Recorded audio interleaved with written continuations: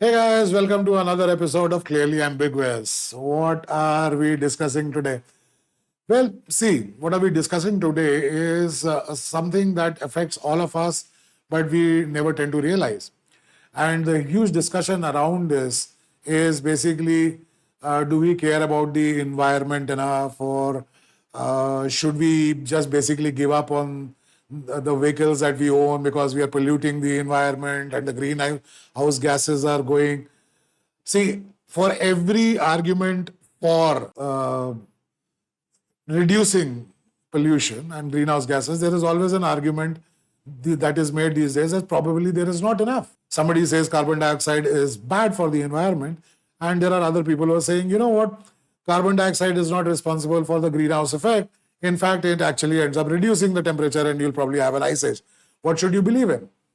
Now, my point to that is that, see, if you are using a vehicle and it burns a fuel, you're obviously releasing carbon in the air and carbon dioxide in the air.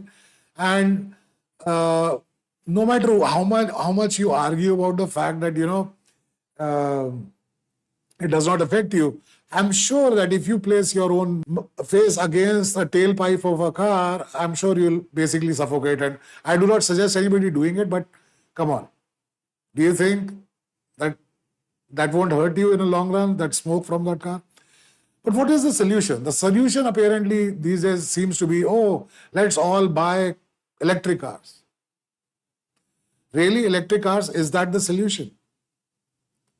Because see, let's try and understand how an electric car works. Electric car works by using basically an electric battery. And of course, there's the argument that, it only has that one moving part, it has an electric motor, so on and so forth. But I'm sure if you open an electric scooter or an electric car these days, you will realize it's not that simple. It's pretty complicated. There are computers, management systems which direct power to the wheels, so on and so forth. There are 10,000 things. But then again, it is basically something like a mobile phone. But is it? See, buying an electric car is not as easy as, okay, you buy an electric car and the charger comes with it, right?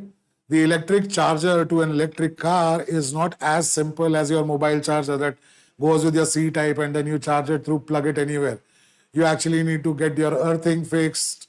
Then you have to get your entire grid in the house checked and so on and so forth. So it is not that easy. And at the same point of time, a lot of people who end up saying that, you know what, it reduces cost because it uses electricity. Okay, but then again, doesn't it increase your electricity bill? Because obviously now that you're not spending on petrol, you are not getting that electricity free from the government. You are basically using electricity from the power grid, which you probably pay for. So it's basically just like another appliance. But you say, oh, no, don't worry. You know what? I am producing solar. Yes, so you need to install solar panels, which essentially use a lot of plastics, which are basically made out of hydrocarbons to make the structure. And then you have the silicon photoelectric cells and so on and so forth, right? So production of something is using certain amount of hydrocarbons anyway. And if that production has involved using electricity, which was used from non-renewable resources like coal or any other thing, then really just buying that electric car. See, I think if you are so simple and you are if you think it's that simple to believe that, electric car is the only answer and you buy an electric car and that's the end of it, you have done enough for the environment. No, it uses lithium, which is mined from these mines, and the mining process is not very environmentally friendly, and it is transported across the world to make these. So it comes from mines somewhere in Canada or Australia or wherever the mining is happening, and then you get these batteries made in China. It gets transported not by using electricity from green and renewable sources. It gets transported in huge ships and tankers, which basically use fossil fuels to transport it. So really, is your electric car actually saving the planet? Probably it's doing more damage. So what's the answer? Let's make internal combustion engine cars more and more efficient. Now, in Europe, recently, Euro 7 norms were suggested and they're supposed to come into place. And most of the car companies, I think the BMW CEO even objected to the fact that, now we just cannot do that anymore. Already most of the diesel engines use that urea thing to burn out the soot and everything. But is that the solution? Because most of the people who have those cars right now, which has the DEF thing, have problems using that. So a diesel engine which used to work perfectly well now has another add-on to it, and now it does not work as well. So what's the answer? Let's make petrol engines. But petrol isn't cheap. We want diesel engines because diesel was a cheaper fuel. It goes... And diesel engines initially, the reason why diesel engines were promoted in the first place was not because of the fact that, they have more torque or something like that. Diesel engines are really built better than petrol engines and they can last. But if you have regulations, like our government right now has this regulation that you can not drive any diesel car beyond 10 years. There have been diesel engines which have survived for about 20, 30 years. Now imagine this, that instead of maintaining your present diesel engine for 30 years, you will end up buying 3 cars in that span. Now you tell me that the production of that car, does it happen without involving any resources? The steel comes, see, all the steel that is not getting reused, it's not like plastic recycling. And even plastic recycling is not what it is touted up to be, that, it's the best thing that's happening. No, it's not. Most of the plastic basically ends up in landfill dumps. It is not recycled. Even the most conscientious of cities are not able to take care of their entire plastic waste. But we have to reduce the usage of plastic. We should probably reduce the usage of vehicles. How are you going to do that?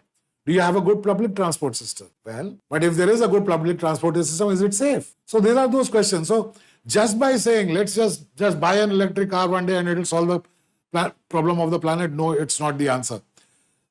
Just by giving up on diesel engines, is it the answer? No, because what are diesel engines used for? Are they only used for commuting purposes? No. I think majority of goods across countries and across cities are transported in vehicles which actually have diesel engines. While the governments are so, they wanted to force that you out of that diesel engine car, what are they doing with buses and trucks? Because they said, CNG is the answer. But has every bus and truck been converted into a CNG car? No, of course not. Let's tax the customer. We are already one of those countries which end up paying remarkably high amount of taxes. We are taxed after we buy the car, right? And we are taxed on the fuel that we use. The fuel is always taxed. Almost 50% of the cost of the fuel right now is taxed. At the same point of time, if you realize that even before you buy the vehicle, right?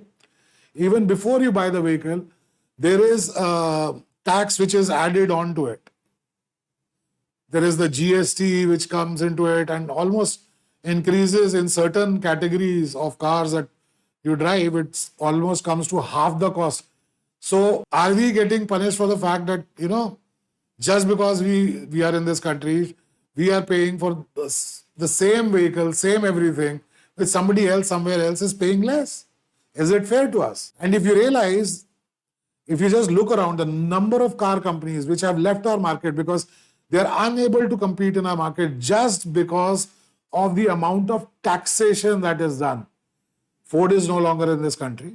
There are a lot of other companies who do not want to come into this country. And the companies which are already there do not run a very big inventory. They do not actually have those many choices.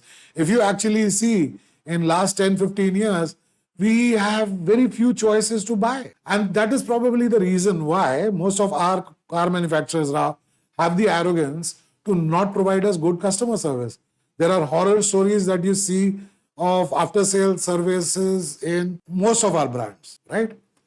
So what I wanted to speak about and what I wanted to put across was that, a lot of times we are ended up giving things as solutions which essentially aren't the real solution. And we should just not believe everything on the face value of it, right? Governments never end up reducing, the governments ended up charging us more when the fuel cost was high because the crude oil was expensive, so the governments were charging us more. Right? When the cost came down, the benefit did not come to us because the government said, we are going to still charge you more because, there is every government will have a deficit. But does that mean that we should probably just keep taking the bitter medicine, so to speak? For how long? And somebody should speak about this.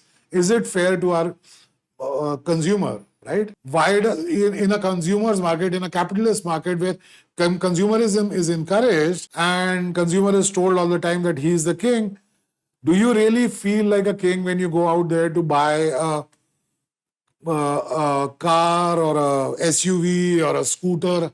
And why are you, just because, yes, in that case, you want to make more efficient cars, why don't you make sure that most cars that car manufacturers are making are more aerodynamic? We are just selling SUVs right now, which actually do not give you better value for money. They do not give you better mileage as well. Earlier, a lot of SUVs were bought by people who were enthusiasts. Now we want to use it for daily commute. Of course, those SUVs are not meant for daily commute. But then again, what can we say? So I think there is a lot of ambiguity in how we are sold cars in this country. And every time, it cannot just keep adding on to the cost for the consumer, right? Right now, if something like flex fuel is being promoted, if flex fuel is promoted, that I'm sure makes the cost of petrol go cheaper. Like Toyota right now says that every car that they sell in India can work on flex fuel. That means there is a certain amount of ethanol with petrol that can be used in that car. But shouldn't that make petrol cheaper in this country because there is flex fuel? Well, that is something that we should probably ask our government. Anyways, I think I have been clearly ambiguous. And if you liked something, please give us a like. Please share it with at least one more friend of yours. And please subscribe if you'd like to associate with us. And please do mention in the comment section what more that is it that we can talk about. Do mention in the comments what kind of a car or vehicle that you use and what would you like the government to do so that it is easier for people like you and me. So until next time, thanks for watching. You have a good one. Take care.